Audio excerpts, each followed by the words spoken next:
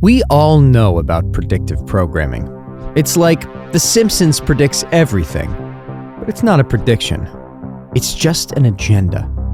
They are showing us things that are going to happen in the future because it's an agenda that's playing out.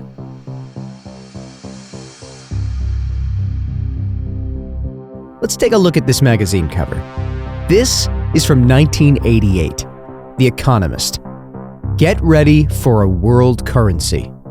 The magazine cover shows a phoenix bird rising from the ashes of burning American money. At the center of the page, a bronze coin engraved with the words, 10 Phoenix 2018 shines bright. The cover advertises the magazine's leading story, in which the author suggests a single unified currency could ease international financial woes.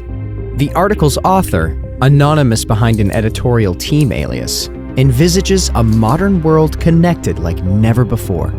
Instead of the yen or dollar or rupee, the phoenix coin would dominate. There would be no need for expensive international currency transfers or cumbersome money wires. Everyone would be using the same coin, the phoenix coin. Check this out. I want you to take note of this logo, okay? When the movie Interstellar rolled out, the same logo is on the front cover of this movie. Now, what a lot of people don't know is this is the same logo for Stellar, or XLM, which is a cryptocurrency. So think about this for a second. In the second movie cover, Interstellar, they have Stellar highlighted right here. So what do you think they're trying to tell you? Take another look. Maybe it's just a coincidence, or maybe it's predictive programming at its finest.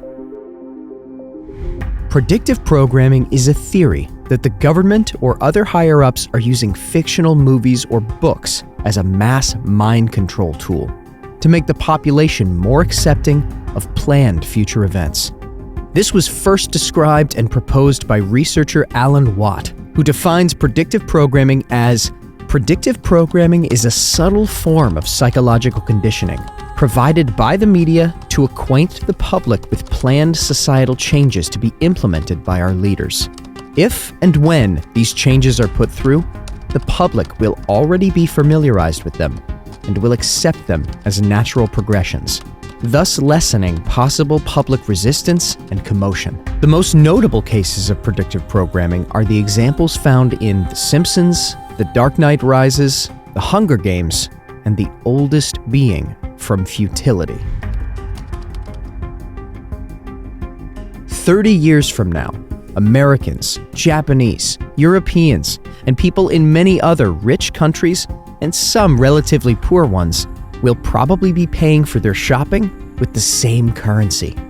Prices will not be quoted in dollars, yen, or D-marks, but in, let's say, the Phoenix. The Phoenix will be favored by companies and shoppers because it will be more convenient than today's national currencies, which by then will seem a quaint cause of much disruption to economic life in the late 20th century, says the first paragraph of the article.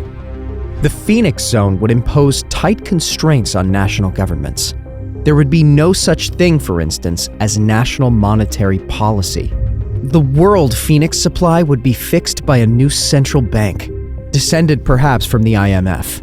The world inflation rate, and hence, within narrow margins, each national inflation rate, would be in its charge. Each country could use taxes and public spending to offset temporary falls in demand, but it would have to borrow rather than print money to finance its budget deficit. With no recourse to the inflation tax, governments and their creditors would be forced to judge their borrowing and lending plans more carefully than they do today.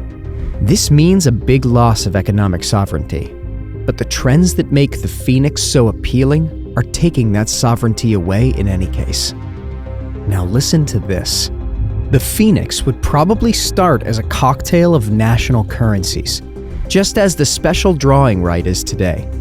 In time, though, its value against national currencies would cease to matter, because people would choose it for its convenience and the stability of its purchasing power. And now, the most important part. The alternative to preserve policymaking autonomy would involve a new proliferation of truly draconian controls on trade and capital flows. This course offers governments a splendid time. They could manage exchange rate movements, deploy monetary and fiscal policy without inhibition. It is a growth-crippling prospect. Pencil in the Phoenix for around 2018, and welcome it when it comes. Interesting, huh?